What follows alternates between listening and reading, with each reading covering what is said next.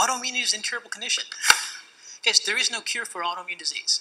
Okay, so if patients come in and you're thinking you're going to fix their gut and their autoimmune disease is going to be cured, and you guys, the word cure is different than the word remission.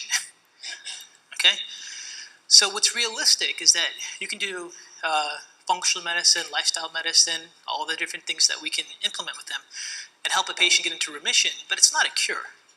And they'll still have antibodies, and sometimes the antibodies will be negative, but they're always there at some point if you keep testing them throughout their month or throughout the year. And what we're really dealing with is a case of remission. So why is that important for a clinician? What happens to an autoimmune disease patient when they walk into an office and they go, I know why you're sick. You have heavy metal toxicity. I'm going to chelate you and you're going to be skipping around. Yeah, sure. I'm going to fix your gut and I'm going to fix your leaky gut and your autoimmune disease is going to go away. Because that's naive thinking. That's like, it destroys the patient's well-being, destroys the patient's psyche. Not to say those things can't be helpful and help put a patient in remission. But the concept of like curing an autoimmune disease is a very dangerous place to go as a healthcare provider. It's much different than speaking to a patient with an autoimmune disease chronically. And if you've talked to them, you guys, their spirit is broken. I mean, when you hear their history, they almost don't want to tell you because they don't want to be made fun of. They don't want to think that people are crazy. They're suffering.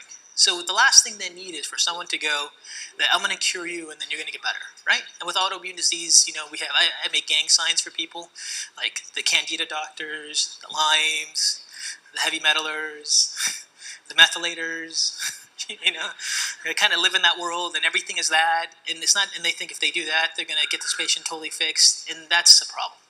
So one of the key things to understand about the prognosis of a patient with an autoimmune disease is, you know, you have to sit down and talk to them. Go, listen, you have an autoimmune disease. Here's the deal: you're going to have good days and bad days. The goal is to get you in remission, keep you in remission for as long as possible. But despite everything that happens, there will be times where you have a flare-up. And when you have a flare-up, you need to know that you're having an autoimmune disease expression.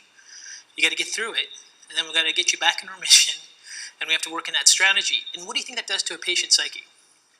It completely transforms it. They start to grasp what they have. They can handle what's going on. They're not going, shucks, this didn't work, you know. They're not necessarily looking for a cure.